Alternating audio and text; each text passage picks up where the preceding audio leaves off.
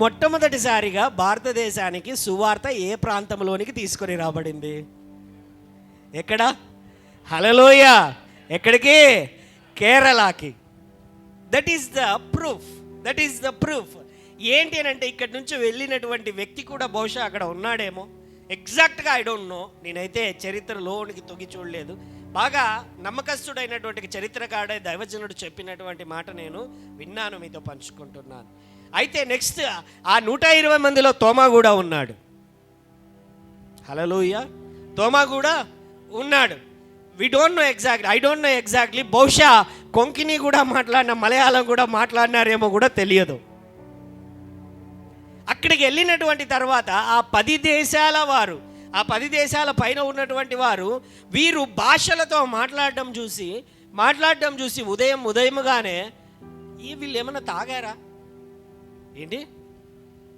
తాగారా ఏంది ఇలాగున్నారు వీళ్ళు, ఏందో అలా చేస్తున్నారు, ఇలా చేస్తున్నారు, ఇది చూస్తే మా ఊరి భాష మాట్లాడుతున్నారు, ఆ ఊరికి వీళ్ళు ఎప్పుడు వచ్చిన మొఖాలే కాదే.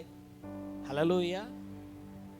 ఏం మాట్లాడుతున్నారు మీరు, మా భాషలు మాట్లాడుతున్నారు, ప్రొద్దున్నే ఏమైనా తాగారా మీరు అందరూ కూడా అని వాళ్ళను అడగగా, అయ్యా మేము తాగలేదు, ఆమేన్, అభిషేకింపబడ్డాము, క్రొత్త తైలముతో మేము అభిషేకింపబడ్డాము, క్రొత్త ఆత్మతో మేము అభిషేకింపబడ్డాము. హోలీ స్పిరిట్ గాడ్తో, పరిశుద్ధాత్మ దేవునితో ప్రయాణము చాలా చక్కగా ఉంటుందండి, చాలా ప్రత్యేకంగా ఉంటుంది, చాలా సంతోషంగా ఉంటుంది, నెమ్మదిగా ఉంటుంది.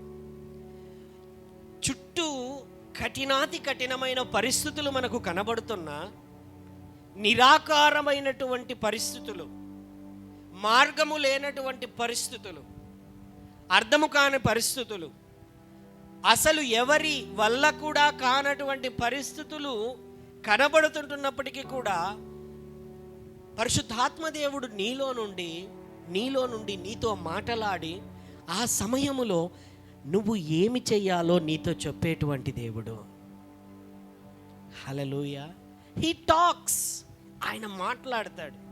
ఎలా మాట్లాడతాడు అంటే, బైబిల్ చదువు, పరిశుద్ధాత్మను పొందుకో, నీతోనే మాట్లాడతాడు. అప్పుడు వచ్చి నువ్వు చెప్తావు దేవుడు నాతో మాట్లాడినాడు అని. అప్పుడు నేను కూడా నిన్ను ప్రశ్నిస్తా, ఎలా మాట్లాడినాడు దేవుడు నీతో అని.